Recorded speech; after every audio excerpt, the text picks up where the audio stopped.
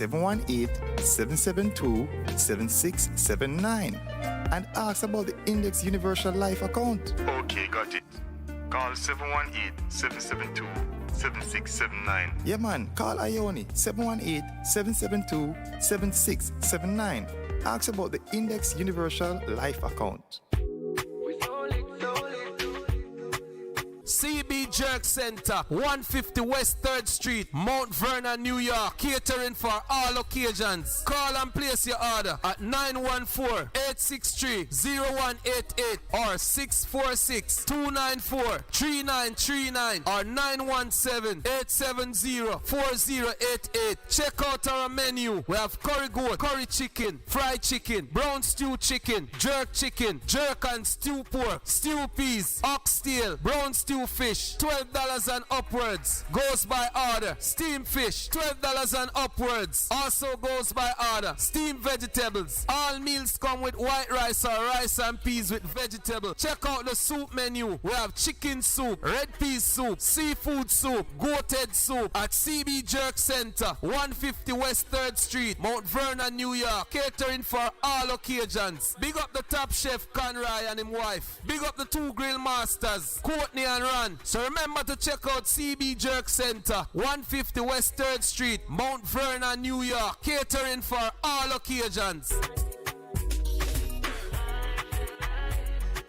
Oh, plead my cause, oh Jah. I don't know Junex I represent for Linkage Radio, 104.5 FM. I deaf them.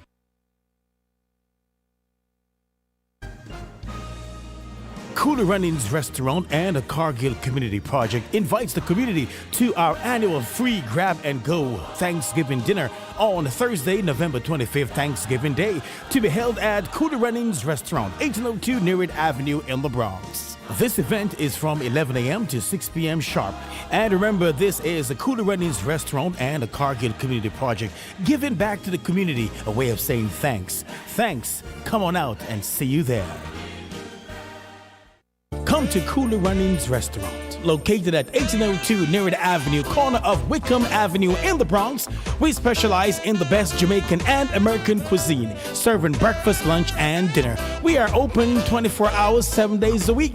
We offer free in-house delivery, minimum $20 purchase, and we also have Uber Eats. We do barbecue Thursdays, fish fry Fridays, and seafood Saturdays. For more information, give us a call for our address and menu, 718-324-7484. Once again, that's 718-324-7484. Cooler Runnings Restaurant, simply the best Jamaican food.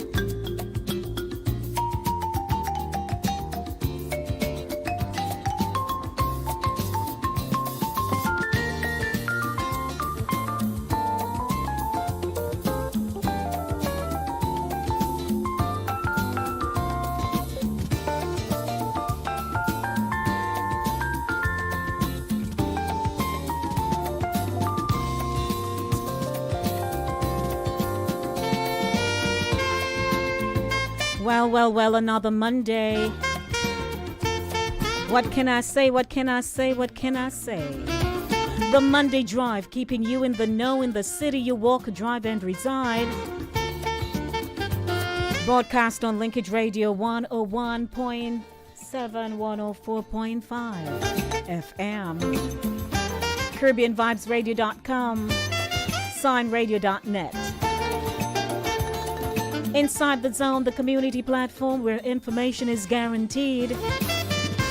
Welcome, everyone. Monday. It feels so good to be back here. Doing what I do, doing what I love. Did you know it's taking me places? Welcome to those of you who have logged on to Inside of the Zone with Lady D. Denise Gomez on my YouTube channel. Hey Happy, hey Pat, hey Princess. And to my avid and viewing audience, it's a good day.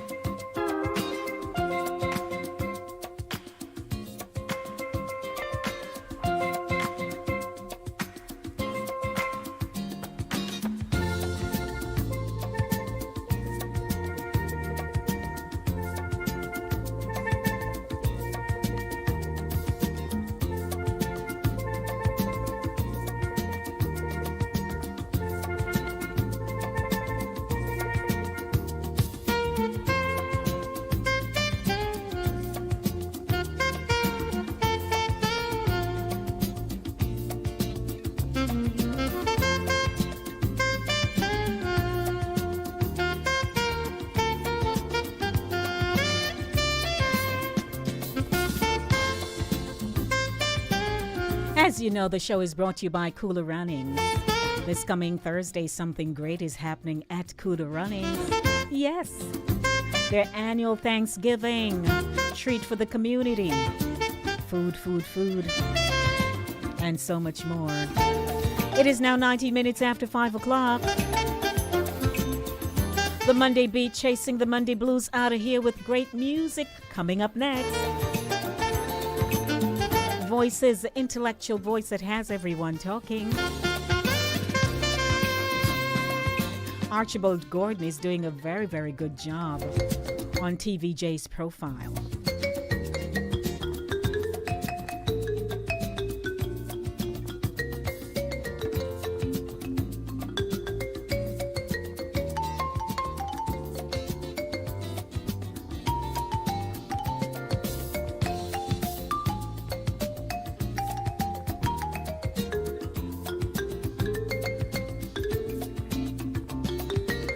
And in my music feature this afternoon, it is my Music Mix Monday. I play a little of everything, intermittently. A Jamaica ting, taking you to some sweet food. Food sweets up. Keeping you in the know with news, happenings, and facts comes up at 6 o'clock. And the show wraps up at 7 o'clock. I'm ready. Are you ready? 20 minutes after the hour of 5 o'clock. It is a good day. It's getting nice and cool. Cooler on the outside. It was quite warm today, I thought. That is, the few times I stepped outside. But when I was leaving a while ago, I'm like, what is this? Where did you come from? It felt quite cool. So good evening, everyone. Are you ready for my Mix Monday music selections? I'm ready. It's a good day. Our telephone number is 914-600-4228. 914-600-4228. Let's go.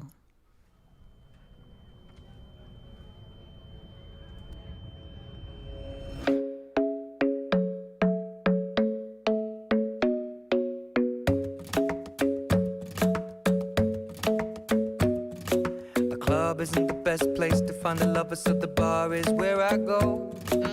Me and my friends sat at the table doing shots, tripping fast, and then we talk slow. And you come over and start up a conversation with just me, and trust me, I'll give it a chance. Now take my hand, stop it, and the man on the jukebox, and start to dance, and now I'm singing like, girl, you know I want your love. Your love was handmade for somebody like me. Come on now, follow my lead. I may be crazy, don't mind me. Say, boy, let's not talk too much. Grab on my waist and put that body on me. Come on now, follow my lead. Come on now, follow my lead. I'm in love with the shape of you. We push and pull like a magnet do. Although my heart is falling too. I'm in love with your body. And last night you were in my room. And now my bedsheets smell like you. Every day discovering something brand new. Well, I'm in love with your body. I'm in love with your body. I'm in love with your body. I'm in love with your body. Every day discovering something brand new. I'm in love with the shape of you. When we can, we let the story begin. We're going out on our first date. You and me are thrifty, so go all you can eat. Fill up your bag and I fill up the plate. We talk for hours and hours about the sweet and the sour and how your family's doing okay. And leaving, getting a taxi, kissing the backseat, tell the driver make the radio play. And I'm singing like, girl, you know I want your love. Your love was handmade for somebody like me. Come on now, follow my lead. I may be crazy, don't mind me. Say, boy, let's not talk too much. Grab on my waist and put that body on me. Come on now, follow my lead. Come on now, follow my lead. I'm in love with the shape of you. We push and pull like a magnet do. Although my heart is falling too. I'm in love with your body.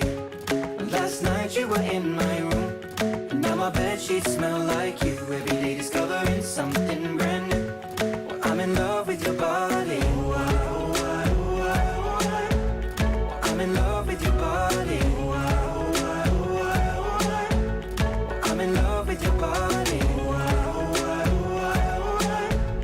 I'm in love with your body. Every day discovering something brand new. I'm in love with the shape of you. Come on, be my baby, come on. Come on, be my baby, come on. Come on, be my baby, come on. Come on, be my baby, come on. Come on, be my baby, come on. Come on, be my baby, come on. Come on, be my baby, come on. Come on, be my baby, come on. I'm in love with the shape of you. We push and pull like a magnet do. Although my heart is falling too. I'm in love with your body. Last night you were in my room. And now my bedsheets smell like you. Every day discovering something brand new. I'm in love with your body. Come on, be my baby. Come on, come on, be I'm in love with your body. Come on, be my baby. Come on, come on, be I'm in love with your body. Come on, be my baby. Come on, come on, be I'm in love with your body. Every day discovering something brand new. I'm in love with the shape of you.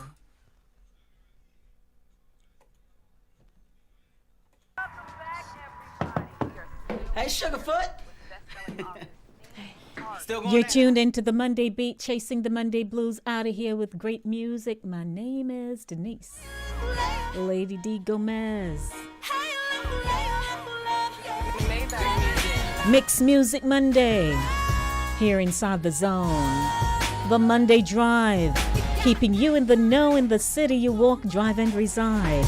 Hey, everybody. Why you told me your dream back, and foolish in me, I believe that. You said every king needs his queen back. That's why you needed me, baby. But in between lust and love, you go and mess things up. Now there's no we, babe. There's just you and there's me, babe. There was lust, there was trust, there was love in exchange. I know. Silly you, silly me, silly that's what I was. But in love,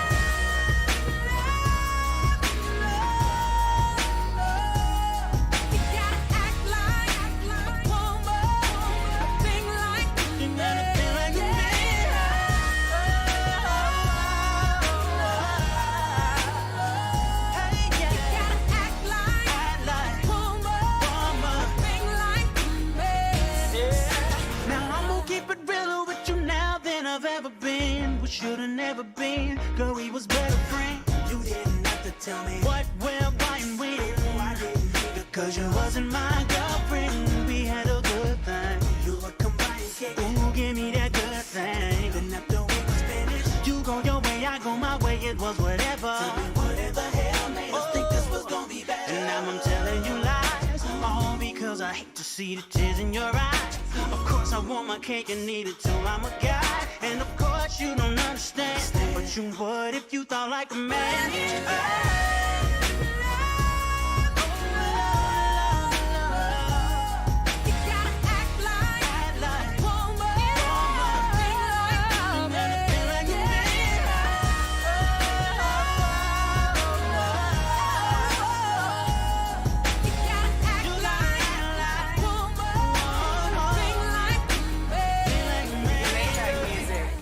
Time costs money and it's so expensive. Versace linen got these women blowing kisses. Leaning on my auto, she so photogenic.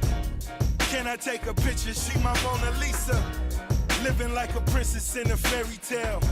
You know them people up in Barney show and tell. Bentley backing out of Neiman, seen a ponytail. 5-carat yellow diamond, you don't know me well. Penthouse at the Trump, sit on Collins Ave. She called an attitude, I had to call a cab. You don't understand this altitude I'm ballin' at. I'm at the game on the wood, where the owner's at. So different but the same, boy, you tell me everything. Yeah, you show me how to think. You're the only one to blame. It's such a shame. Yes, you lost the game, you tell me how to play.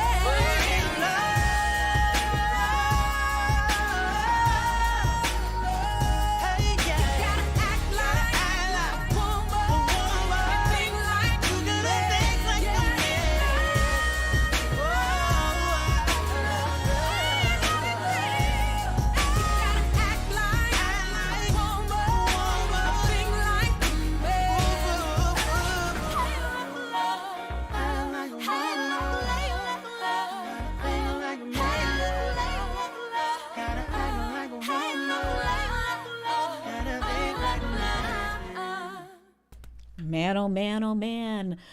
Mixed Music Monday is happening here on the show Inside the Zone with Lady D, Denise Gomez. What time is it? It is now 29 minutes and counting to 5:30. At 5:30, I take you to Voices, the intellectual voice that has everyone talking. Whose voice will you be hearing this afternoon? The voice of Osafa Powell, courtesy of TVJ's program Profile. Good evening, everyone. Let me do a quick do.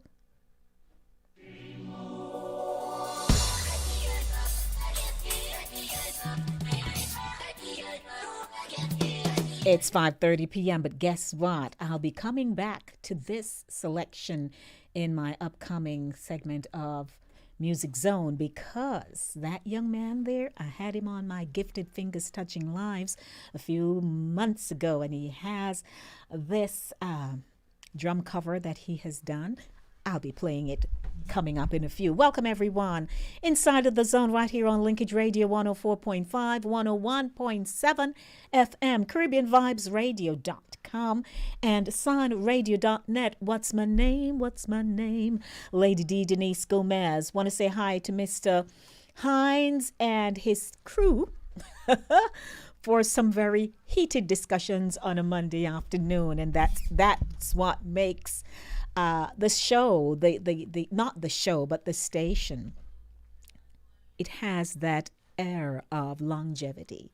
You know, people roll in and we're in rotation, but each time the rotation occurs, there's always that kick right there. So welcome, everyone. Those of you who are always tuned in to Linkage Radio, we do appreciate you. Welcome to the segment Voices, the intellectual voice that has everyone talking. It's Osafa Powell this afternoon. Human being has ever run more sub-10 100 meters than my guest today. And guess what? He didn't even like track and field growing up. So where did that inspiration come from? How did he do it? And with so much expectation and sometimes criticism, how does he stay focused? And what, if anything, does he regret? Osafa Powell is my guest this evening. I'm Archibald Gordon, and this is Profile.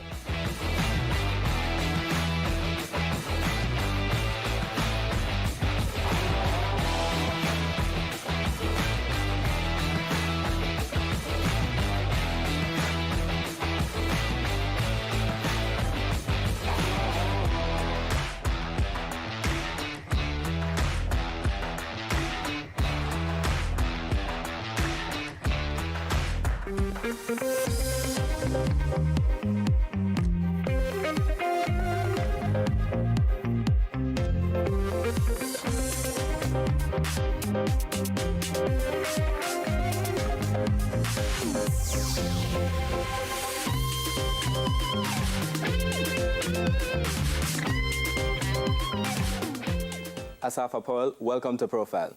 Yeah, man, thanks for having me. I spend a lot of time nowadays watching videos of you, and not so much videos that were track and field videos, but videos now of you on a YouTube channel. And that kind of fascinates me because we spent a lot of time seeing you as an athlete, but now we're seeing a different type, a different kind of you, different part of you, and people generally think you are an intensely private man. Is that how you see yourself? Yeah, man, definitely. I see myself as a very private person. But, you know, thanks to COVID, you know, it bring out a different side of me. And my wife, you know, brought out a different side of me. How much of that goes back to your upbringing, being this very private person? You're the, what we call a wash belly, the last of 6 brothers, 6 boys, raised by 2 pastors. Yeah. Your life early on was church. Yeah, it was church, you know, and my parents always used to say, you know, don't let people know your business, you know, to not talk people business and all that stuff. But yeah, I grew up in the church. You're going all the time? All my life. I feel like I go to church. I used to go to church Sunday to Sunday, you know, but in real life it was Sunday, Monday, and Wednesday, you know. So 3 days. Not all 3 days were, you know, church service. You know, some was just like youth meeting and, you know, choir practice and all that stuff. So you grew up in this sort of very small community, Waterloo Road in Linstead, St. Catherine, very close-knit. Everyone knew your family because, of course, your parents were involved in the church. And you moved from there to starting to going to primary school and then to high school. Where was the point at which you started to say, you know, maybe I have a future in track and field? Well, you know, the household that I grew up in, 6 boys. You know, I make 6. You know, and all my brothers used to do sports. My eldest brother, Donovan, he was the most successful. He, you know, went to the Olympic Games and he represented Jamaica. And he was big in boys champs. I think one of the biggest boys champs that, you know, ever happened here in Jamaica. So me being the last one, I used to look up to him. You know, I don't know if it's because he was always in foreign and I always wanted to go to foreign, you know, but I always looked up to him. Went to primary school, Yorktown Primary School, and I used to compete at sports day, and then I passed my exam, went to Charlemont High School, and the minute I went to Charlemont High School, you know, everyone knew me as Powell brother, meaning Donovan's brother. You know, so I was a bit popular when, you know, the minute I stepped into high school. Yeah, and but your love was football. Yeah, not at all, not track and field. I mean, football, I think everybody, most of Jamaica was football and cricket, pretty much. You know, so the easiest thing was to think about football. You know, and my PE teacher at the school, physical education teacher at the school, Miss Enid Fraser, she was the one who looked at me and, you know, she asked me if I don't want to follow in my brother's footsteps, you know, I have the potential to be good at track and field, so why not? And you were like, what? No.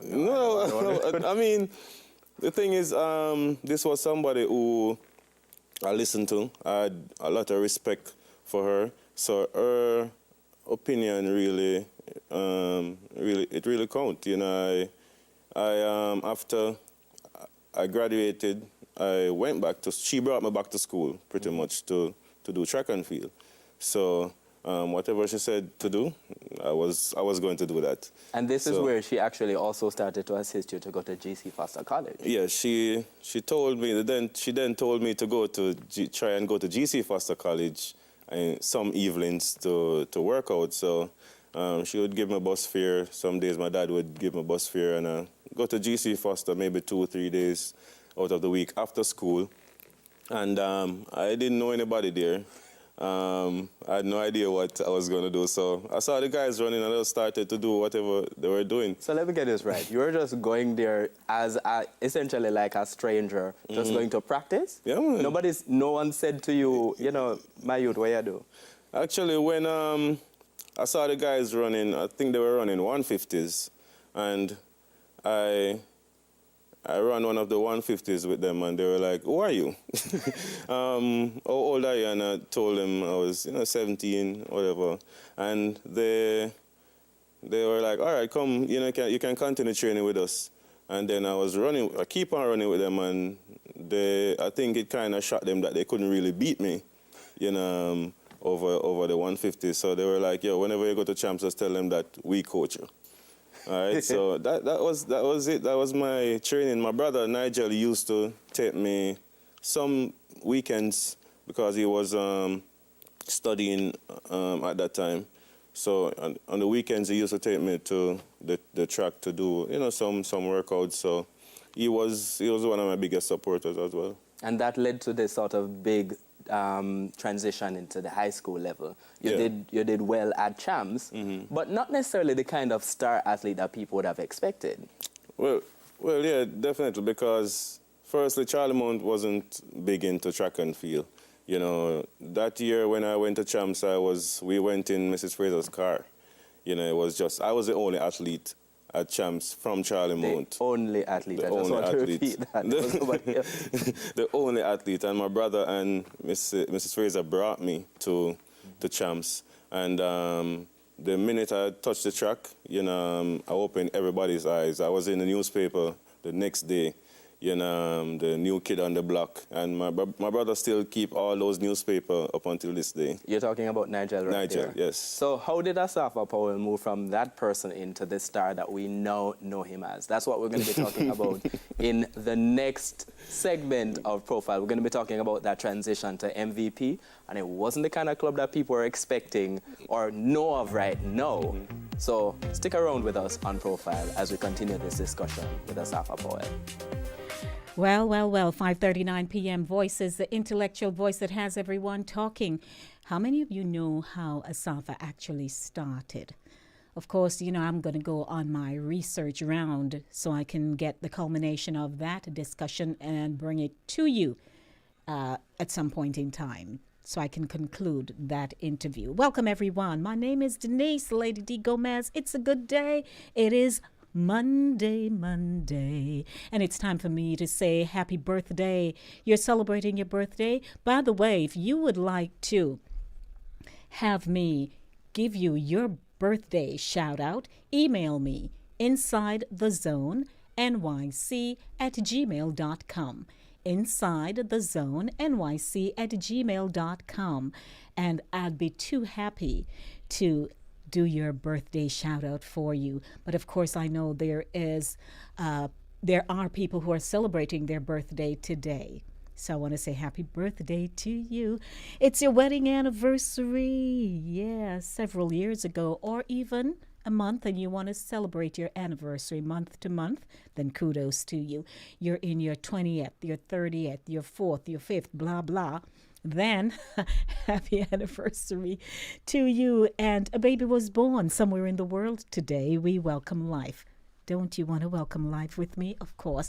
914-600-4228. 914-600-4228. Taking you to, of course, my mix.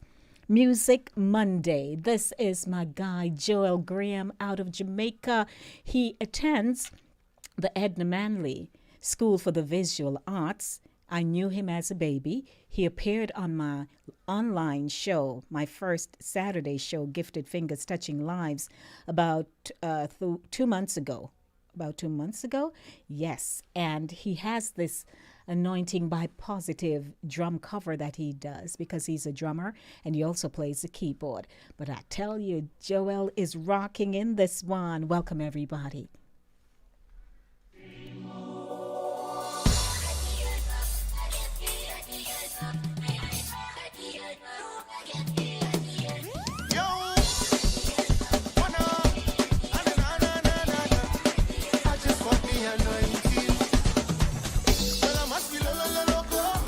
I can do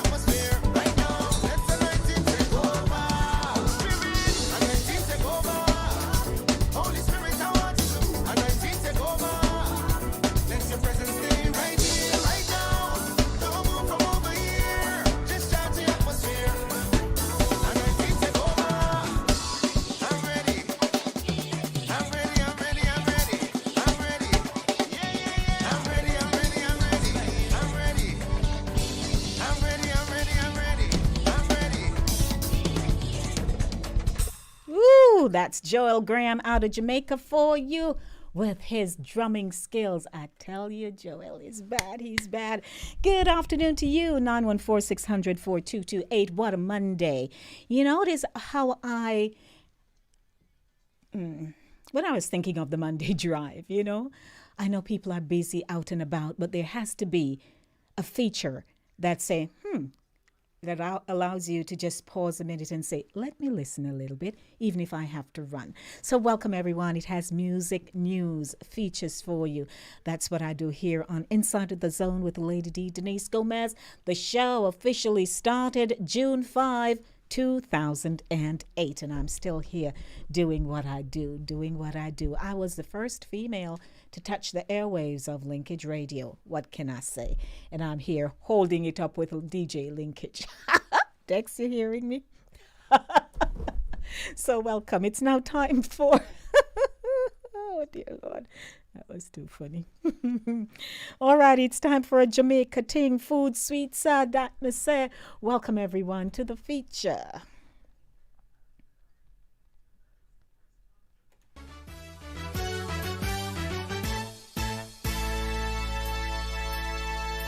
It's a land of special people, a place where champions grow, a magical vibe, so much more than you will ever know. You can't ignore the music, reggae so profound, and when it comes to the track, you know that Jamaica won't back down. On top of the world, we're more than just an island in the sun. A great nation, Bob Marley said, welcome everyone to Jamaica. Yes, sweet Jamaica. To all my people from Jamaica, a very pleasant good afternoon to you. You are also from across the Caribbean.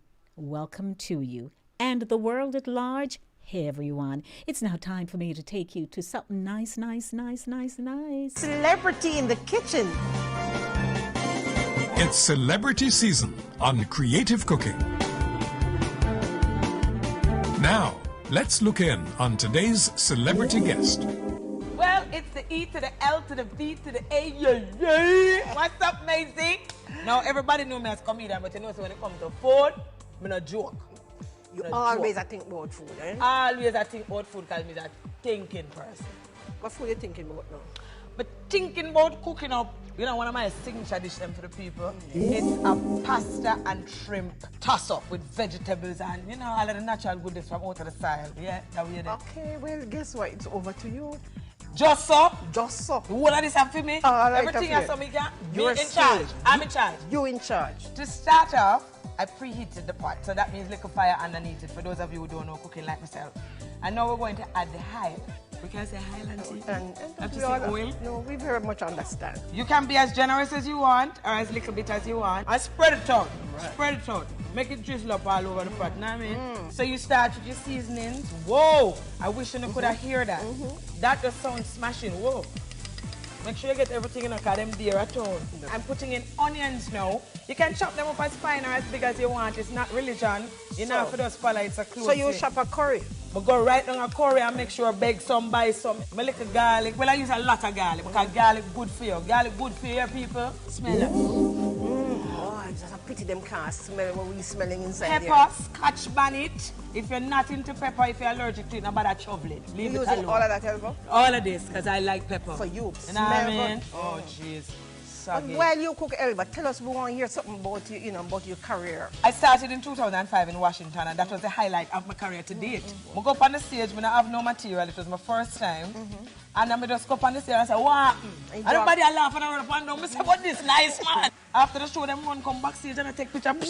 Yeah. Some say, good, I can't work with this and promote and give me money. I say, wow.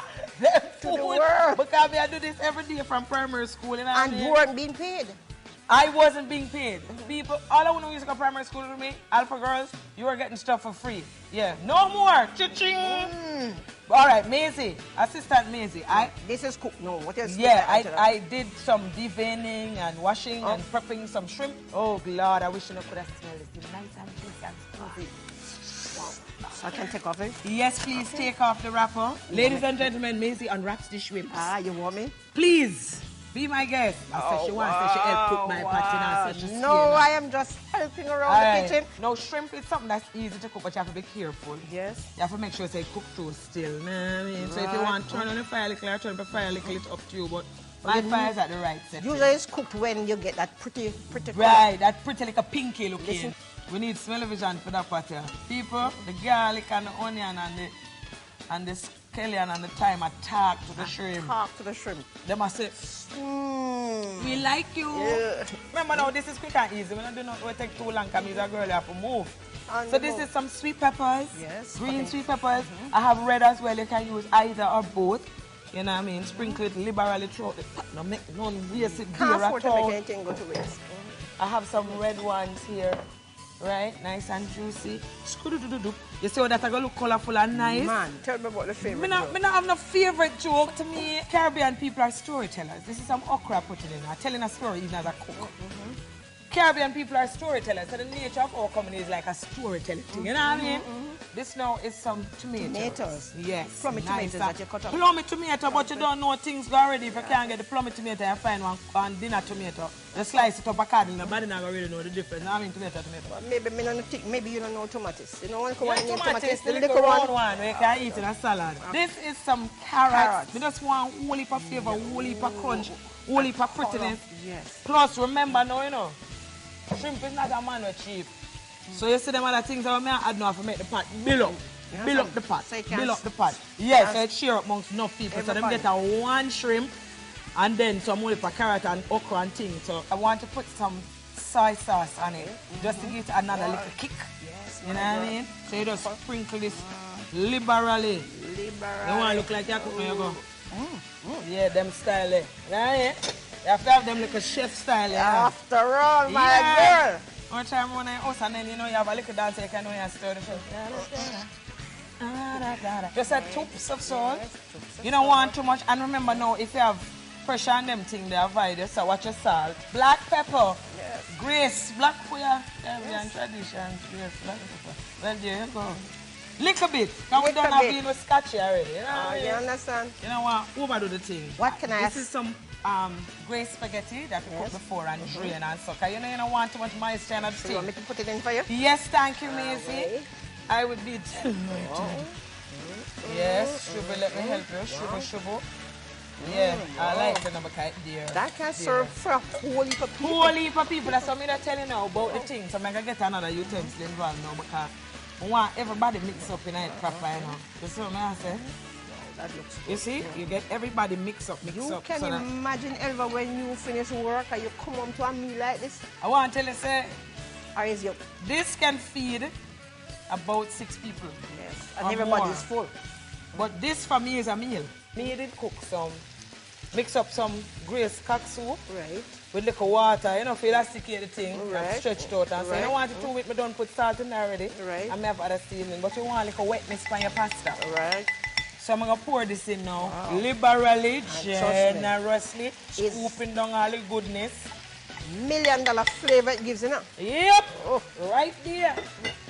Aye, nice. Shh. What else? What? Shh. Good. And then I'm adding some Grace coconut milk. What an awesome product. Me put coconut milk in everything. Everything. I'll fry it.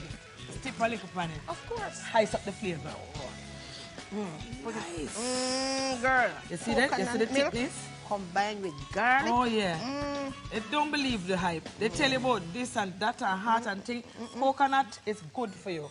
And then when you stir in the broccoli, yes, because I'm going to put my broccoli last because I like it with a little crunch. If you like it, you know, little softer, then you could have put them in earlier when you put in your string beans. But me like mine with a little crunch. So that's about it now, you know, because my broccoli has to have a little crunch. I could take out the dish for you. Yes, that would be nice. You know? Thank you, assistant to me. You're certainly earning your keep. All right, I think we can turn off that now safely. Okay. If you stay like me, you know, you put a napkin on your lap and you just put the pot in your lap and watch TV, you know what I mean? Wow. Now, amazing, you see this now? You have vegetable in this, and then you have vegetable, so do that veg, vegetable, raw veg, everything veggie. We have some drink, you know. You want to get Yeah, the drink? you brought drinks? Yes. That's why I like invite you when I'm at yard, you know, because you don't just come with a too long hand. You come with something. The drink we have is Grace Blends. Since we've finished cooking now, people, this is the pasta and shrimp tassel. But before you go, Elba, what is the funniest thing that ever happened to you on stage? On stage, very recently, I was making my grand entrance on stage and my shoes caught. It was a board stage. My boot heel catching on one of the board and me drop right back on my back. My butt. No, that could be dangerous. But I have cushioning. I'm good.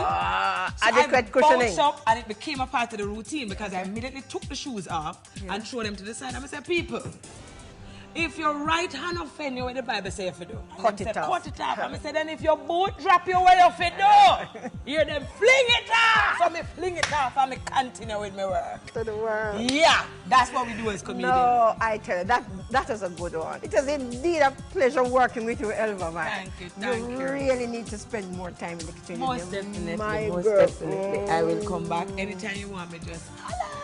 It's celebrity season on Creative Cooking. Hope you enjoyed the show and that you look in every Tuesday and Friday evening at 7:50 p.m. on CVM TV as our Jamaican celebrities show off their culinary skills on Creative Cooking. Now that's what I'm talking about. You heard that though. You should always be prepared for the unexpected.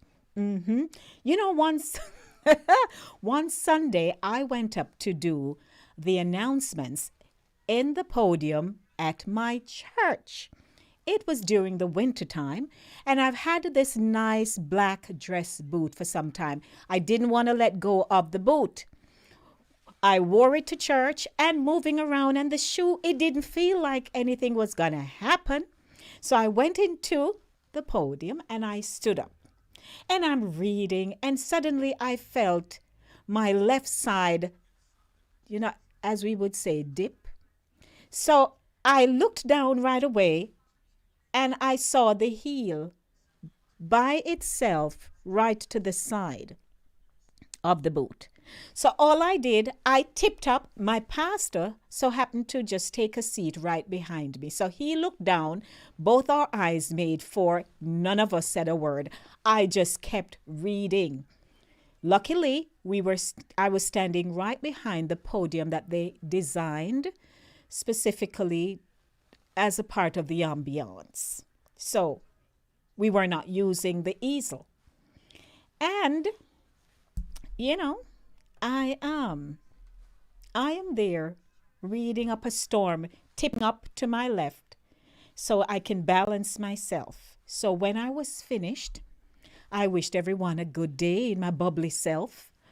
And then I bent down, took up the heel, dropped it in the pocket of my dress jacket that I had on, and just tipped my way down, all the way down to the back. And then I just scooted home, got into another pair and headed back. Not a soul knew what happened to me and the boot heel. I'm telling you, you need to know how to just have a backup plan. What can I say? Welcome. It is the Monday Drive, keeping you in the know. In the city you walk, drive, and reside. What's my name? What's my name? Cooler Runnings Restaurant and a Cargill Community Project invites the community to our annual free grab and go Thanksgiving dinner on Thursday, November 25th, Thanksgiving Day, to be held at Cooler Runnings Restaurant, 1802 Nearwood Avenue in the Bronx. This event is from 11 a.m. to 6 p.m. sharp. And remember, this is a Cooler Runnings Restaurant and a Cargill Community Project, giving back to the community, a way of saying thanks. Thanks. Come on out and see you there.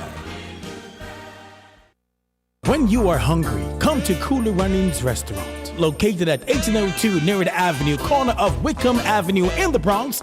We specialize in the best Jamaican and American cuisine, serving breakfast, lunch, and dinner. We are open 24 hours, 7 days a week. We offer free in-house delivery, minimum $20 purchase, and we also have Uber Eats. We do barbecue Thursdays, fish fry Fridays, and seafood Saturdays.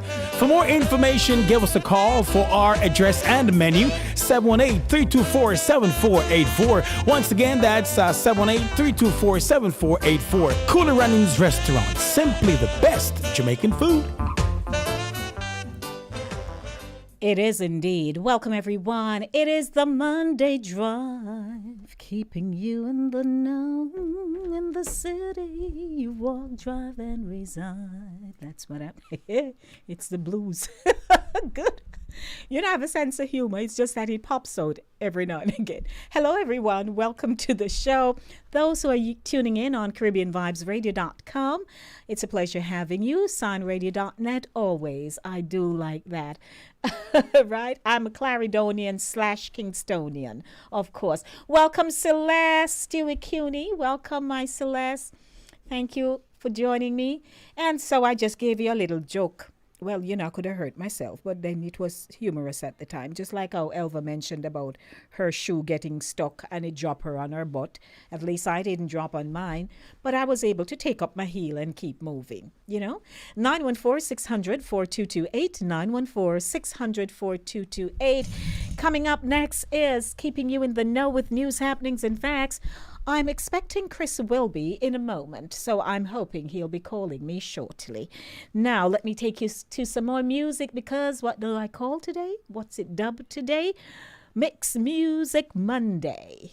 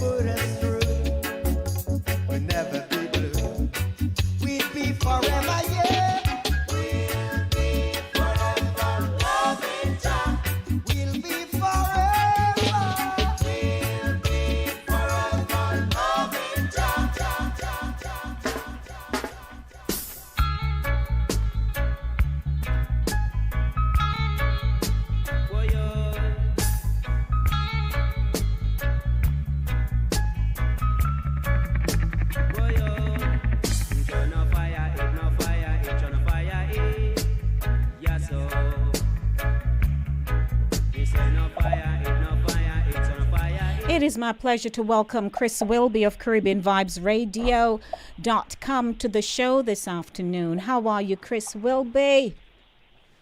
Lady D. Denise Gomez, good afternoon to you. How are you? It's a Monday. I'm here, doing good. How are you over, sir? I am all right, man. Hanging in there, man. Okay, so I'm not sound Joe, but I make sure to raise the pitch of my voice. It's easy. Okay, so we just so. I know. And you know, you and I had a discussion this afternoon, so you know, I said I'm not going there again. Thank you. You sound really good today. Nice. All righty, ladies and gentlemen, as you know, is it a little cool on your end? It is 50 degrees right now. It has been fluctuating from about 40, so between 40 and 50 all day. I'm very proud to say we are right now at 43 degrees. Oh. You're very cool. Yes, I'm tracking it on my phone. Oh, by the way, public service announcement, I did retrieve my phone. Remember, I couldn't find it on Thursday, you know. Yeah. Yeah, but I managed to recover it, so that's a good thing. All righty, so we can... Awesome. Yes, so it's 43 and 50 on your end. You're not saying anything over there, are you? Listen, we don't like it below 50, you know. Well, Sid, no. So it's just right where it's supposed to be at this time of the year. Mm-hmm. We're fine. All righty. Want to say hi to Yvette Grant. Hey, Yvette. I tell you, there's a family thing going on in the YouTube center here, you know. Everybody getting to know everybody. And so even my friend Happy saying how, I can't even quote her verbatim right now, but in other words, she's saying, you know, how come Ryan just loved to talk to me so sweet? But she don't know Ryan is my little lover guy over, so. Yeah, ever since Ryan has been... Ever since Ryan come on, Ryan just sweet me up and thing, you know, when I'm like how me look in my outfit and thing. So you go on your Ryan, I'll just take it from you. I have no problem. You're just basking in it, I might as well. Hello? Oh, yeah. Why not? There you go. 7 minutes after 6 o'clock. Let's get the show going. It's now time for Keeping You in the Know with news, happenings, and facts, brought to you by Cooler Runnings Jamaican Restaurant, 1802 Narita Avenue in the Bronx.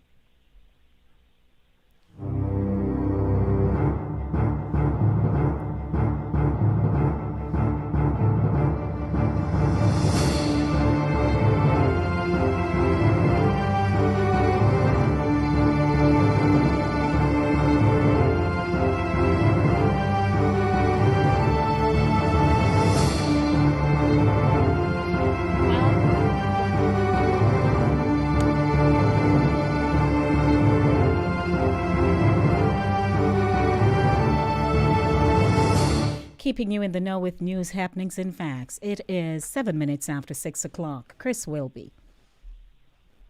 Good afternoon to you, Lady B, and all of the listeners. Once again, I want to welcome you to the show. JC School Board remains quiet on Rural Reed Severance Agreement. The Board of Jamaica College remains mum on the details of the agreement, which led to the resignation of its former principal, Royal Reed. Reed, who is before the courts on corruption and fraud charges, resigned as principal of the school at the weekend. His special leave expired last Saturday.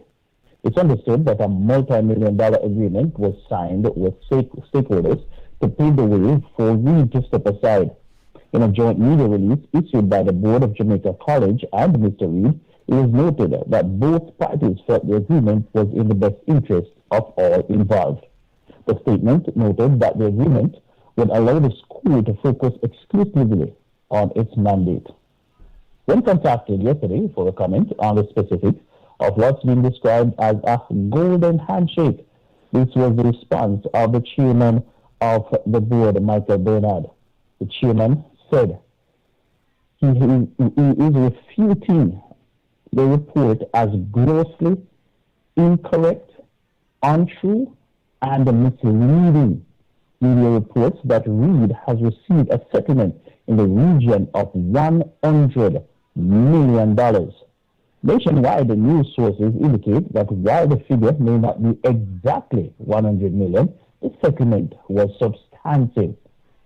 It's understood the agreement is covered by a non-disclosure agreement. Wayne Robinson is expected to be formally appointed principal of the school. 5 people were killed and more than 40 were injured after a driver in an SUV plowed through a Christmas parade in Waukesha, Wisconsin on Sunday, officials said. A violent end to the otherwise festive scene where children were dancing in the street and marching band playing jingle bells. The toll of dead and injured could increase as more information is gathered, the Waukesha Police Department said early Monday. Authorities have recovered the driver's vehicle and have taken one person into custody, Waukesha Police Chief Dan Thompson said at a news conference Sunday evening. Thompson said the investigation was still very fluid and that it was unknown at this time whether the incident has any nexus to terrorism. He did not comment on a possible motive. The FBI said it was assisting local authorities in the investigation. Waukesha Fire Chief Stephen Howard said first responders activated their mass casualty protocols and took 23 people to hospitals, including 12 children. Additional people were transported to medical facilities by the police and family members, he said. We saw an SUV speeding down the parade route. Angelita Terrinoro, who is running as a Democrat for Wisconsin state treasurer, told the Washington Post on Monday. We didn't know if this was an accident or a deliberate attack. Tenorio, who attended the parade with his family and campaign manager, had been marching with the Waukesha County Democrats shortly before the incident. What next was a loud bang, deafening cries and screams, and a wave of fear and agony, said Tenorio, a West Ally alderman. The streets turned chaotic as parents rushed to protect their children, and parade attendees fled the scene, leaving a trail of belongings behind them. The parade, a highly anticipated event in Waukesha about 20 miles west of Milwaukee, turned from a happy, bustling atmosphere to one of absolute chaos, he said. After the crowd had cleared out, that's when I saw what looked like people who were laying on the ground lifeless, he continued. Waukesha Mayor Sean Riley, who also participated in the parade, described a jubilant atmosphere that quickly turned nightmarish. Today we experienced a horrible, senseless tragedy. He said, I walked in the parade at the beginning. I saw all the happy children sitting on the curb. I saw all the happy parents behind their children. I can still see the smiling faces. The vehicle broke through barricades at about 4:40 p.m. local time, roughly 40 minutes after the parade began. In video of the parade streamed by the city to its Facebook page, the SUV is seen speeding down the parade route seconds after a marching band playing jingle bells had passed. Onlookers screamed at the sight of the vehicle barreling down Main Street, whizzing past a Jeep that was outfitted in Christmas lights as a police officer chased the SUV on foot. After the parade carried on for a few minutes, emergency vehicles sped by, sirens and lights blaring, as a group of children dancing with snowflake props tried to carry on with their performance. A police officer fired at the SUV in an attempt to stop it, said Thompson, the police chief. No bystanders were injured by the gunfire. He said, adding that authorities did not believe any shots were fired from the vehicle. We heard people screaming, Zach Heisler, a Milwaukee resident at the parade with his family, told the Post. It sounded like excitement and the screaming sounded closer. Then it sounded like terror. People sounded scared. Heisler said he saw a car flying past us and people flying everywhere. When Angela O'Boyle got home from work, the parade was ongoing. She stepped out into her balcony to record the festivities just below so she could share it with family who couldn't be at the parade. Manchester, Jamaica police are probing the murder of a man and the injuring of 2 others in Harmons near Porus in Manchester on Saturday night. The deceased has been identified as 35-year-old Jeffrey Taylor, otherwise called Bad Dog, of Racecourse in Clarendon. Taylor was said to be a chef. Police reports are that about 10 p.m., the 3 men were at a shop in the community when they were pounced upon by gunmen who opened fire, hitting them. The injured men were taken to hospital where Taylor was pronounced dead and the two men admitted. Investigations are ongoing.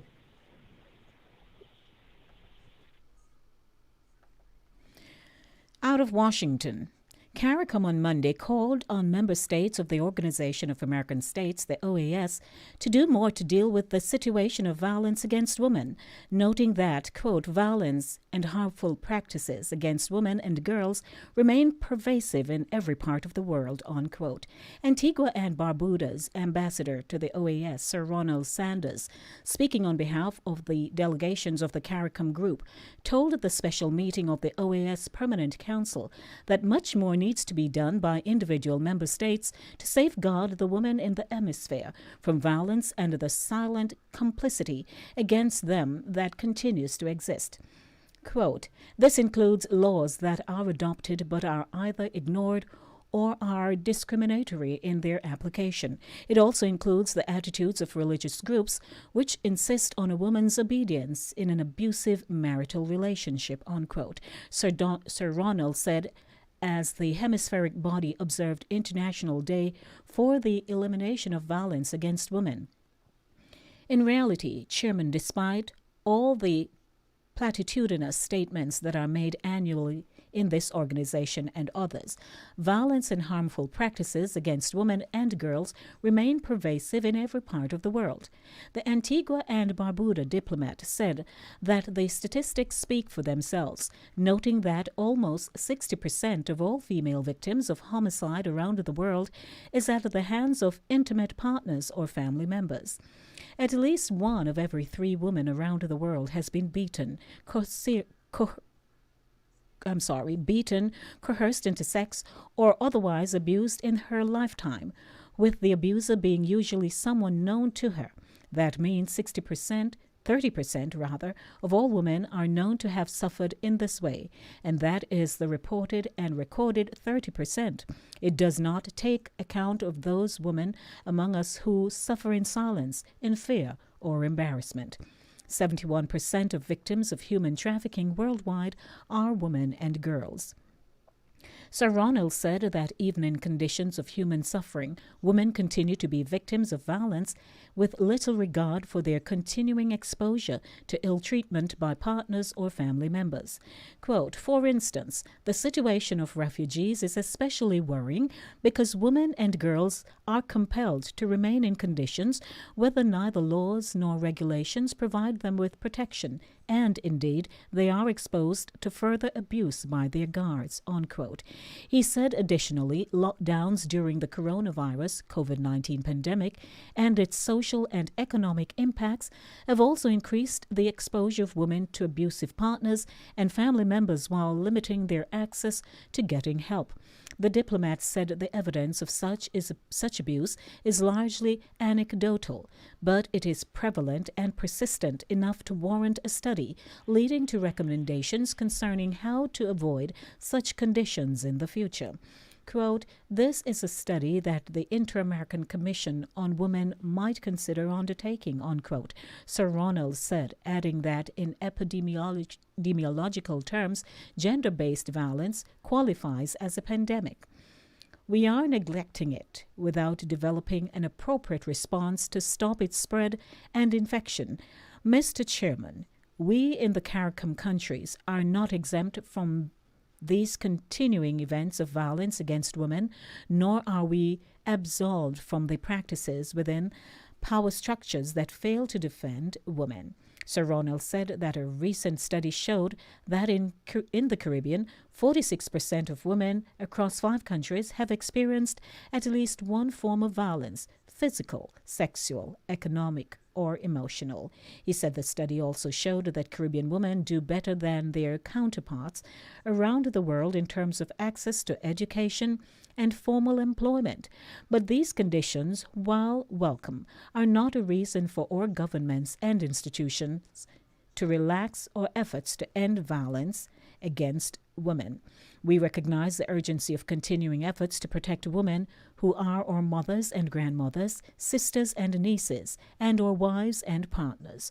Of particular concern is our persistent culture of silence that surrounds abuse in homes and workplaces.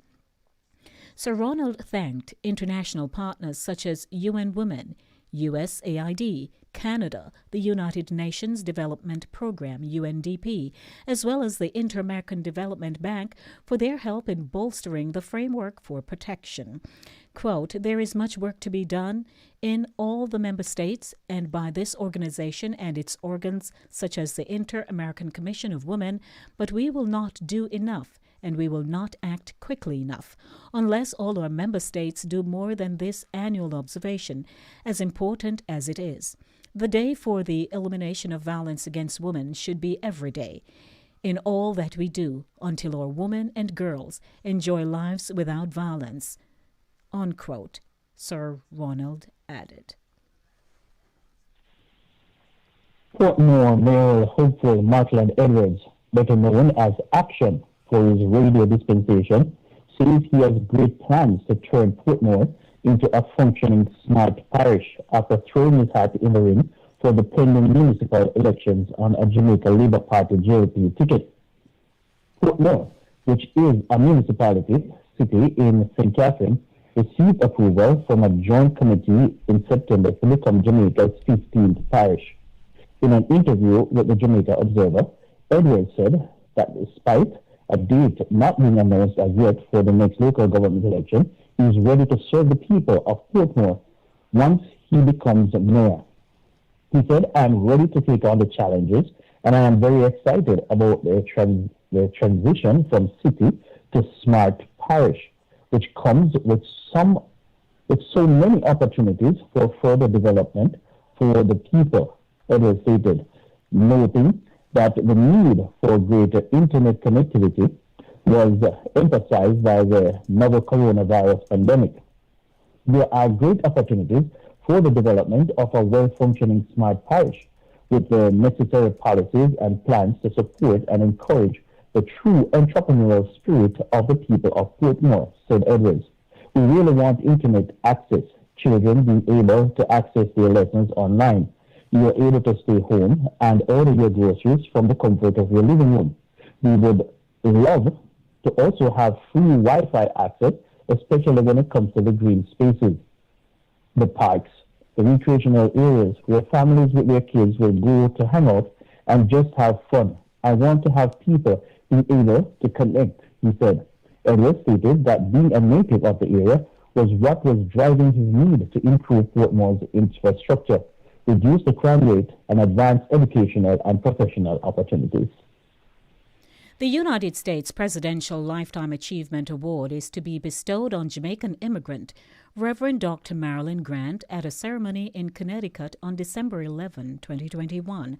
The annual award seeks to honor people who exhibit outstanding character, work ethic, and dedication to their communities, and was established by executive order by former President George W. Bush in 2003.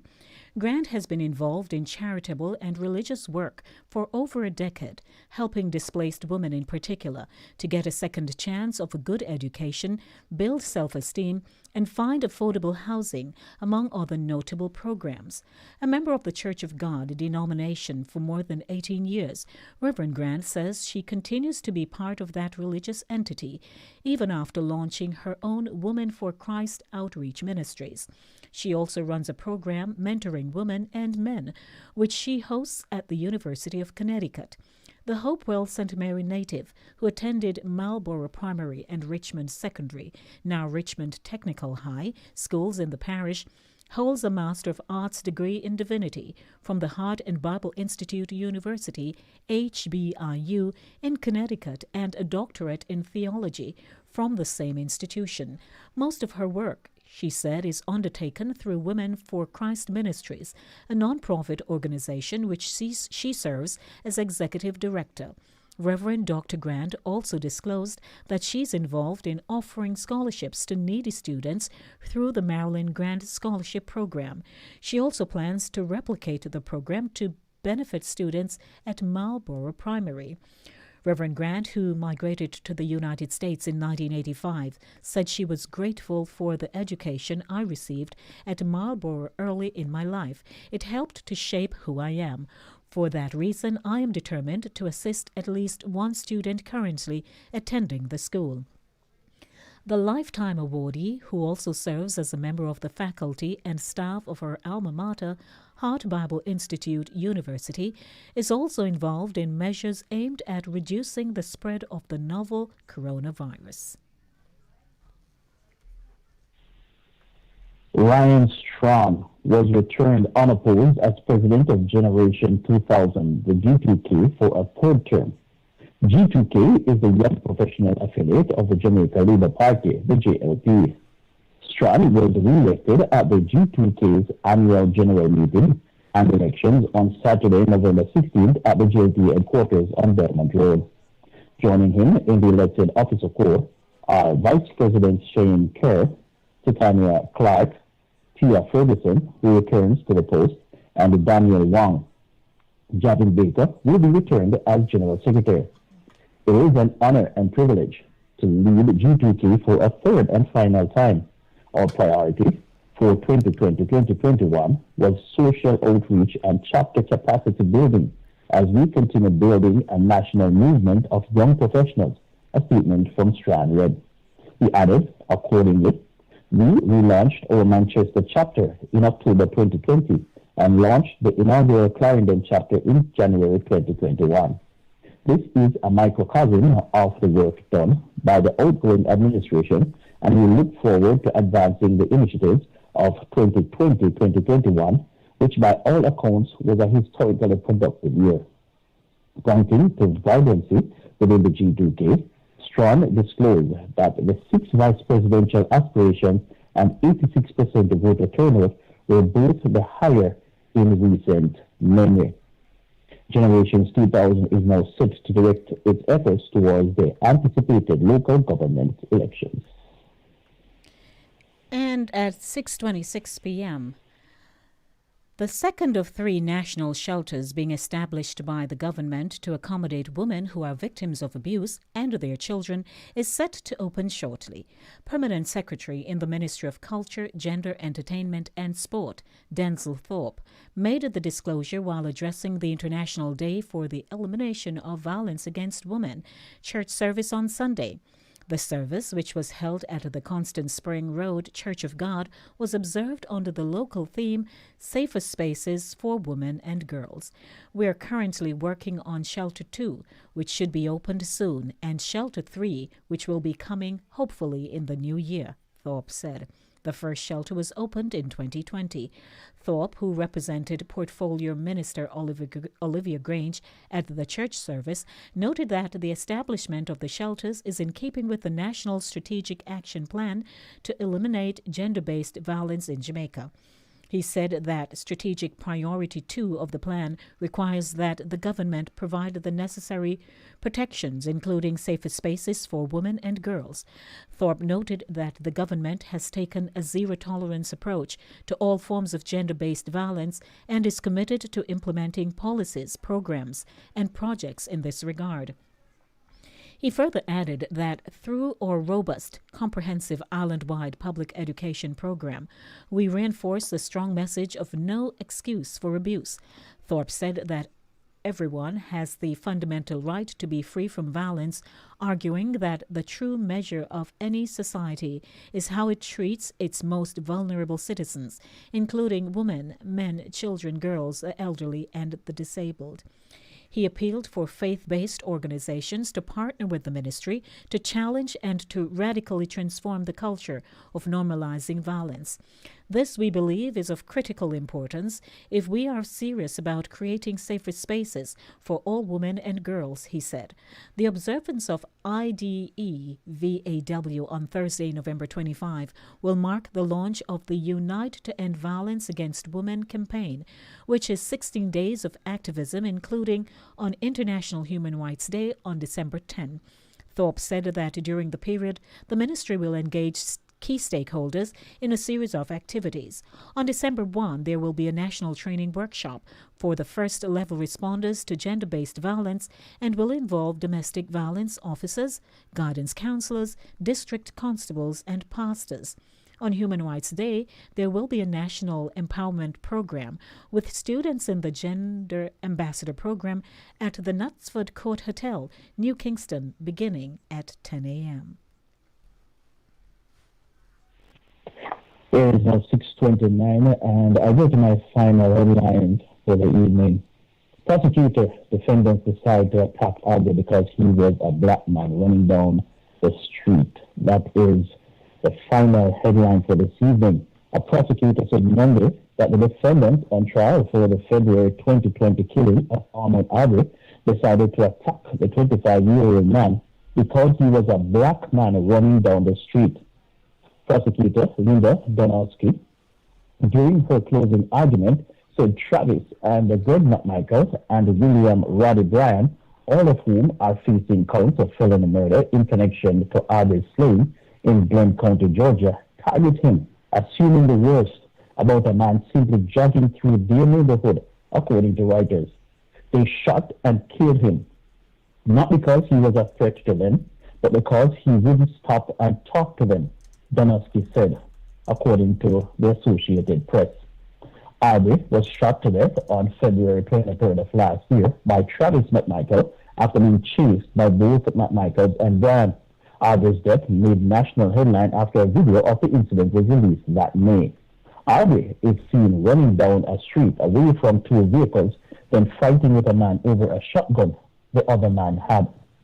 The McMichaels started chasing Aubrey after he left a nearby house that was under construction, saying later they suspected him in a series of robberies. Bryan later joined the pair in chasing Aubrey. He is also the one who took the video of the final seconds before Aubrey's death. The defendants argued that they were working on the Georgia Citizens Arrest Law, which is no longer in effect. They claimed the law allowed them to detain Aubrey because they had reasonable and probable grounds of suspicion that he was fleeing the scene of a crime. Travis McMichael is also arguing that he fired his weapon against Aubrey in a form of self-defense. All three men have pled not guilty to the charges against them, including murder, aggravated assault, and false imprisonment. The trial has involved 10 days of testimony. In cross-examination last week, Donowski grilled Travis McMichael over his defense, questioning him over his claims that he was acting on Georgia Citizens Arrest Law and that he drew his gun as self-defense. Keeping you in the know with news, happenings, and facts is brought to you by Cooler Runnings Jamaican Restaurant, 1802 Nereid Avenue in the Bronx. Stop by, call them, and say, hey, we heard it here on the show Inside of the Zone with Lady D. This is, of course, the headlines that has everyone talking. The lines are open, 914-600-4228. For your comments, 914-600-4228. Mr. Chris Wilby, let's start our conversation. Yes, ma'am. In addition, ladies and gentlemen, in our segment, Community Life, real stories of people's issues and concerns as we see them, we will be addressing a survey that was just conducted. It appeared in the Forbes article section, and they are asking the question of all the people they surveyed whether they want to have children. Many have decided not to have any children. The reason behind their response is because the world has changed. Things are so much harder. And we would like to address that with you, because if we stop having children, we can talk about it. I just wanted to introduce you to that. We'll talk about it. So, Mr. Wilby, let's see what popped out at us this afternoon. I was disturbed when I saw what happened in Wisconsin. They showed us clips on the television with the vehicle just breaking out of queue and just going along the roadway as the marching band was there and everybody on either side of the street. And we keep asking the question, why do these things happen? from time to time, we have not been able to get an answer that makes sense. It's just the evil that is so pervasive in the hearts of men in our society. And now you've had people who went out to have a good time, who are no longer on this earth, and then there are children also a part of this mayhem, and they're also fighting for their lives in addition to other people. So we don't know any given day what will happen. The unexpected comes and it knocked the wind out of us. Because when I heard it, I felt like I lost breath for a minute. And it's very, very sad. Very sad. And this country is plagued by these kinds of things. It's either somebody has some deep-seated vengeance against a system, against a person. Something like that allows them, causes them to make that decision from that spirit that comes from that dark place to carry out some of these things, that atrocities that has happened in this nation. You and I are from Jamaica, and many people who are listening to us, and we're not accustomed to that. People will fist fight. It's in recent years that things have really escalated the way they have. But we were accustomed to seeing people having a fist fight and they fight out the thing and keep moving. Or they malice you. They just don't bother with you. But we never had this in our nation. So we can't even relate to it. But now we live here, and it's still difficult for us to wrap our heads around what is going on. Your comments? Yeah, really. When I saw the headline, and I honestly have not really paid much attention to it, and I found myself tuning out some of the news these days because a lot of it is so disturbing. And for my peace of mind and for my mental state, sometimes I just decide that, you know what, I'm not even going to bother listening to that news. I'm not going to bother watching it, because it's just so awful. Everywhere you go, it's just terrible news. And I found myself thinking today that America was always,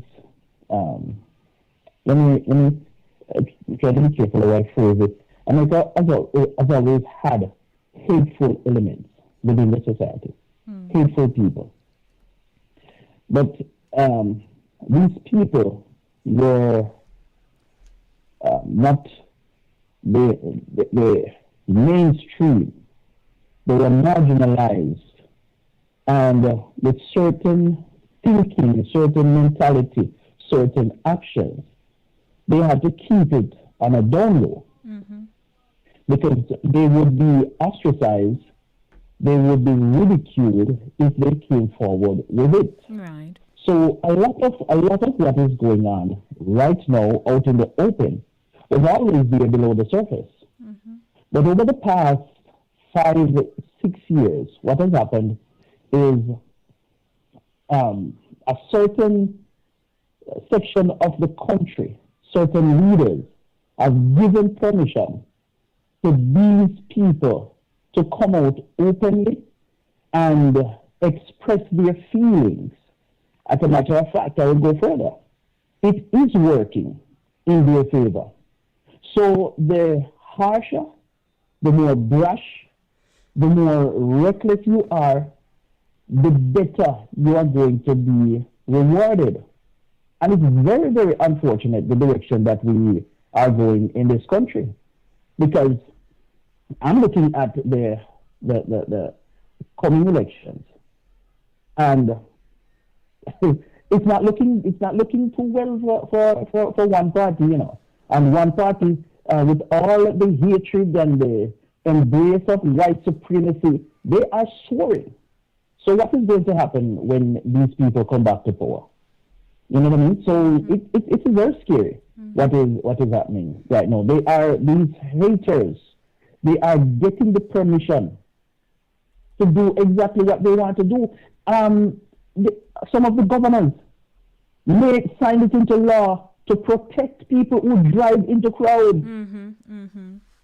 They signed it into law not so long ago, especially Ron DeSantis. Signed it into law to protect people who drive their motor vehicle into crowds of protesters. So they are literally giving these guys the license to kill. And they know it. And they know Yep. it. Yeah, they know it. Thanks for your comments. The lines are open to you, 914-600-4228. Let's start talking, ladies and gentlemen. We would love to hear from you. Mr. Wilby, you have your article concerning the survey that was done, so we can introduce that now. Yes. Yeah, I was scouring the news this morning, and I found one that said that 50% of Americans are not thinking that they want children. As a matter of fact, they stated that they do not want children in the future. So I had to dig a little bit deeper because I just saw it on Facebook and somebody posted it, and I wanted to make sure that this was a real thing. So I went and I did my little research, and I found out that it is a thing. More Americans say they are unlikely to have kids. Amid a decline in the birth rate in the U.S., a growing share of childless American adults do not plan on having kids, a new poll by the Pew Research Center found. Some 44% of adults ages 18 to 49 who don't have children said they were not likely, not too likely, or not at all likely to have kids down the road, up 7 percentage points from 37 percentage points in 2018, according to the survey. Both men and women were equally likely to reply they were unlikely to have children in the future. More than half of adults, 56%, who don't have children and replied that they don't plan on having one, said they just don't have to have kids, according to the survey conducted between October 18 to 24.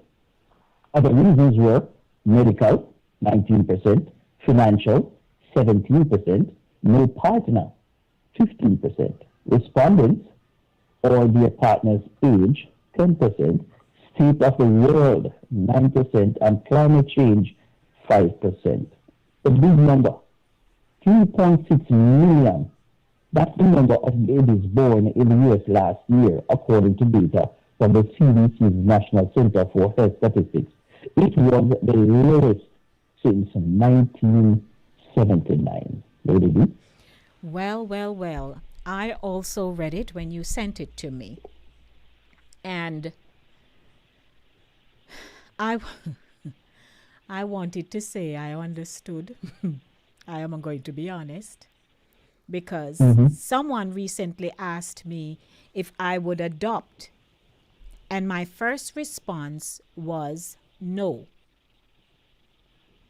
Most people know that I had a son and he passed away a few years ago. And so that question was asked in that light. But my response was no. And it's because and I've thought about it, and I can honestly say that most of us will die. That's just the path of life. Most of us will die. But as someone who have had a child and had to receive a death news, in my psyche, I don't want to have a child and then something happened to them. So that's a part of my healing process. That it don't necessarily have to happen, Denise, but I really have no interest in having. If I marry someone and they have a child or two, I'm okay with that. But personally, I would not be taking a child into my space. So that's me. But I will take care of my nieces and my nephew, my little nephew, which I help to do. And so I'm comfortable right there. So that's from a personal, my personal, feeling, how I feel. The way the world is today, it is scary. But what hit me in the article is for people who have never had, who just downright choose not to have a child. And that gift, when you are able to conceive, there is such a bliss of accomplishment because it is ordained for woman to bring forth, for people to procreate. We wonder then if they just don't have any children, what's going to happen in, say, another decade or so if we are around long enough. Because the way the dynamic of how we, as we are born and we age, and then the generations as they progress. Because we talk about our generation, we talk about the generations before us. So if you have less people not willing to have children, then that generation is going to be almost non-existent. So I've gone to a whole nother place, but that's just how I perceive it, that we are on this earth to channel every God-given abilities that we are born with, to develop, to be productive, to till the soil, to build a world until it no longer exists, for those of us who believe that. We're here to have full dominion on the earth, which means we rule. So who will be our next president, governor, doctor, lawyer, teacher, if humanity is cut off at some point? What are your thoughts? Yeah, very interesting analysis there, Lady D. And I know it's been a while since your son passed, but I still want to say condolences to you. This thing is going, Lady D. The world has changed. The world is changing. And we're going to be living in a totally different world in the next 10, 15 years. I have no idea what that is going to look like. I did not have any idea what 2021, 2022 would have looked like, say 10 years ago. I was on and I'm just going to give you a little anecdote. I was on the job the other day. I was talking to a youngster, and I'm a painting contractor. And so whenever we go into people's houses to paint, there are times when you have to, not there are times, 99% of the time, you have to document everything that is in the house. The pictures where they go, the furniture where they, what I mean. So you have to take pictures and videos. And while I was there, we were doing the video because we were going to dismantle the room. And it dawned on me that a few years ago, not so long ago, when I started in this business, we did not have cell phone cameras to do this. And I mentioned it to the young man. I said, well, it was difficult back then to really put the people and furniture back, or we get it and all of that. It was very, we used to have to sometimes get the disposable cameras and develop, and it was a hassle. And he looked at me funny and he said, you never had cell phone cameras? And I had to laugh. I'm sorry. It made me look old because the guy was like, "What are you talking about? You never had cell phone cameras?" And I realized that this is a young man who came of age during the technological age. So he is, and he cannot imagine no way life without this device dictating every move and storing every aspect of their lives. So I said that to say this wasn't so long ago. I mean, and I don't know how next 10 years is going to be. I'm sorry. It is constantly changing, and one thing I know is that human beings will adapt to the changes.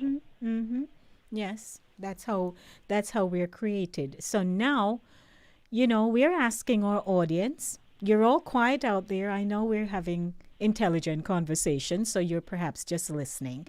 However, we would like to hear from you. We have 10 minutes to go. 914-600-4228, 914-600-4228. And, there are two men in my YouTube center here, I tell you. DL has not been on with us for a few weeks, and now he popped out teasing me about my new eyewear, but I'm not paying him any attention today. All I can do is laugh.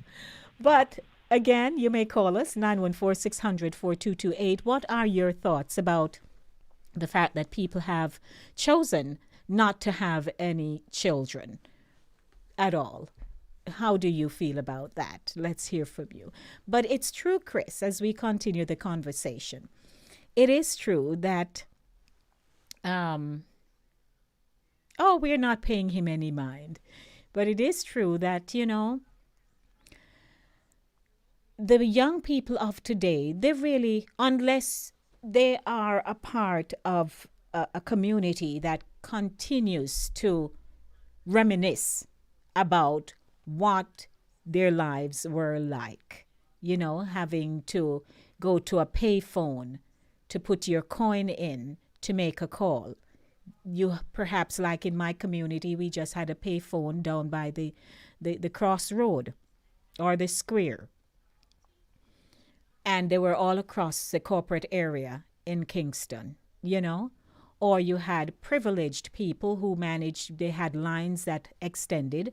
So there were a few who had telephones in their homes. And in Kingston, we had the good old rotary phone, which also allowed us to store in our memory telephone numbers. Invariably, we would just go and dial a number without having to say, oh, what is DL's number again? Or Jackie's number, that kind of thing.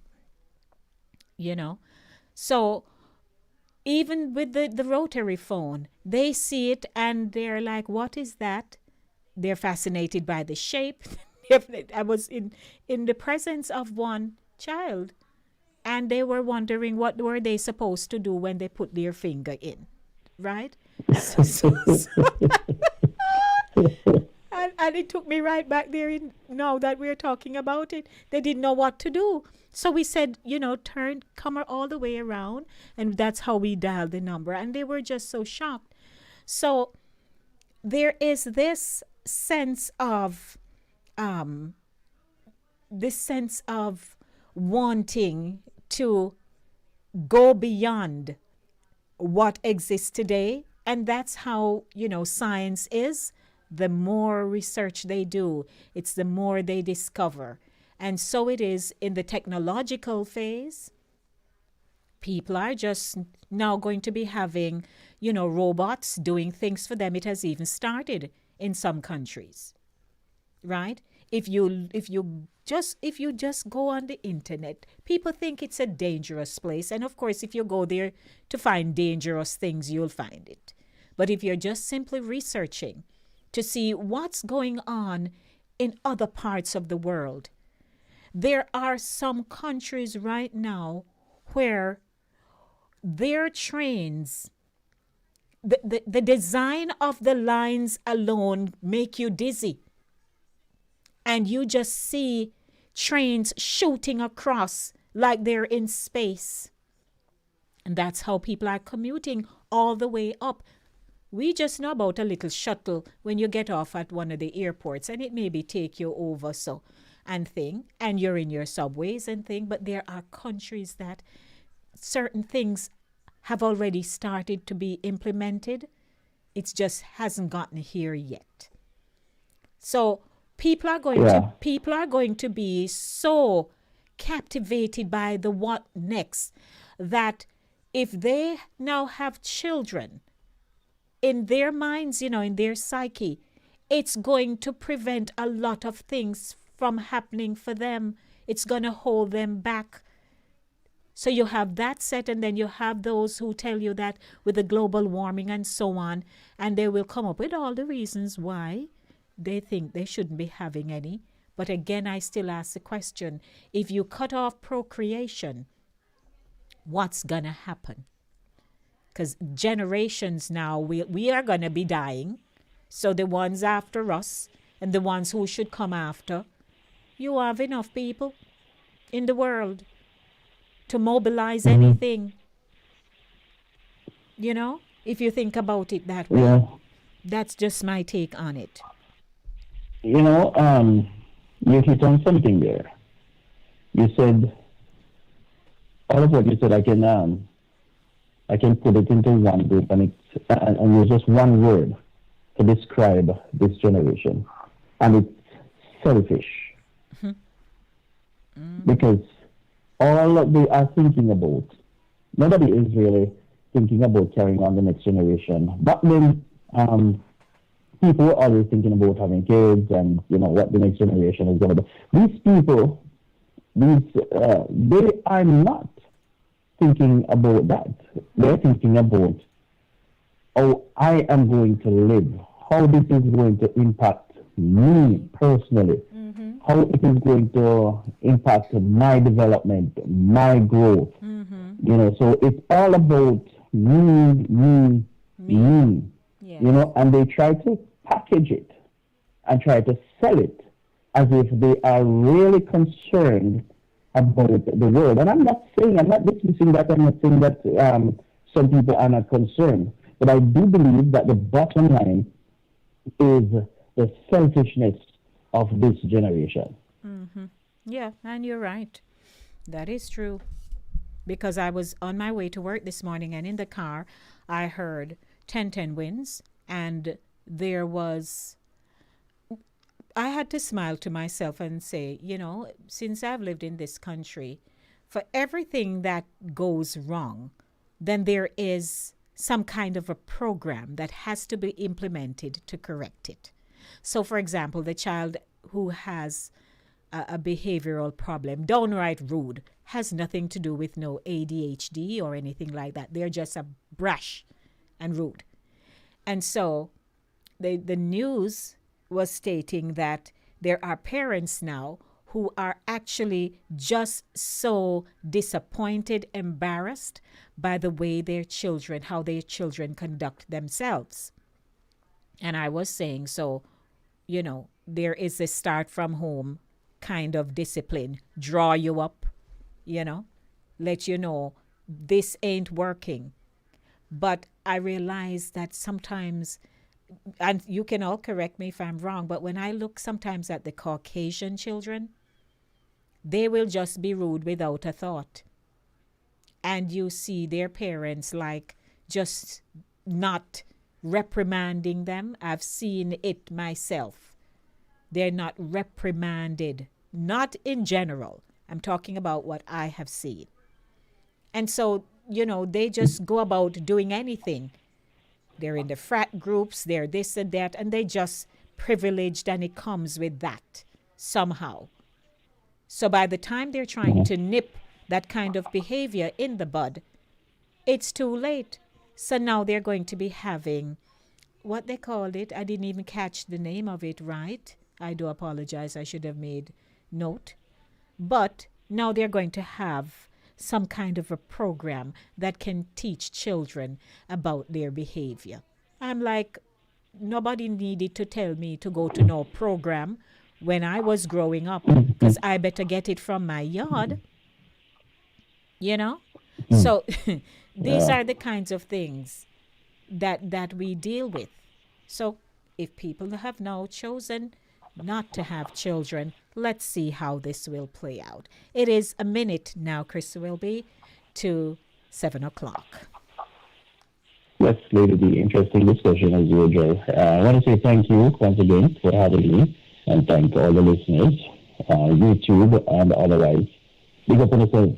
Have a fantastic evening. All right, Chris Wilby, big up yourself. Take it easy. Okay, bye. Alrighty, that was my buddy Chris Wilby here with me on Keeping You in the Know with News, Happenings, and Facts. I love DL, so blessings to you, DL. There's a good laughter in the afternoon. But anyway, want to thank, let me just do my quick roll call here, Pat and Princess and Happy and Ryan, Brainbox Jackie, Sandra, Wapple Jones. Who else came on? I also saw, what's his name again? Celeste, Yvette Grant, Dearest Pat, Donovan Harris TV also joined me, and Andrea, my dear Andrea, who called me last week from Barbados, and DL himself. Want to say thank you all for tuning in with me this afternoon, and to our avid listeners of Linkage Radio 104.5, 101.7 FM, CaribbeanVibesRadio.com, and SignRadio.net. I had a good evening today, and I know you did too. You just felt like listening, and that's okay. There's a format for the show. You'll never miss a beat. Thank you so much to Cooler Runnings Jamaican Restaurant, 1802 Narita Avenue in the Bronx. Please be reminded, this coming Thursday, I will not be able to broadcast with you. I will not be around, and it's going to be a busy day, so I will not be here, but I'm certainly looking forward to being back on Monday, so don't beat me now. But enjoy your Thanksgiving, everyone. If it's a chicken leg, if you're going nowhere, if you have to work, whatever it is. But don't forget, Cooler Runnings Jamaican Restaurant will be doing something special just for you. Cooler Runnings Restaurant and a Cargill Community Project invites the community to our annual free grab-and-go Thanksgiving dinner on Thursday, November 25th, Thanksgiving Day, to be held at Cooler Runnings Restaurant, 1802 Nerid Avenue in the Bronx. This event is from 11 a.m. to 6 p.m. sharp. And remember, this is a Cooler Runnings Restaurant and a Cargill Community Project, giving back to the community, a way of saying thanks. Thanks. Come on out and see you there. Have a blessed Thanksgiving Day, everyone, and I'll see you on Monday, God willing. Thanks to my YouTubers. I love you, love you, love you. Blessings, everyone. As always, love yourselves, love your children, and remember, in everything you do, it is the will of God concerning your life. Blessings to you. Love, love, love. As always, let me wave, wave, wave. I am out of here.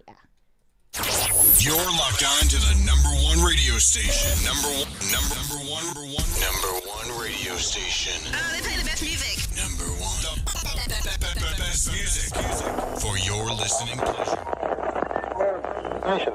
There are radio stations within the air, but to this, none can compare. Trying to figure what to think, because now with us, you're fully linked. Stay linked to Linkage Radio, your home for entertainment. This station rules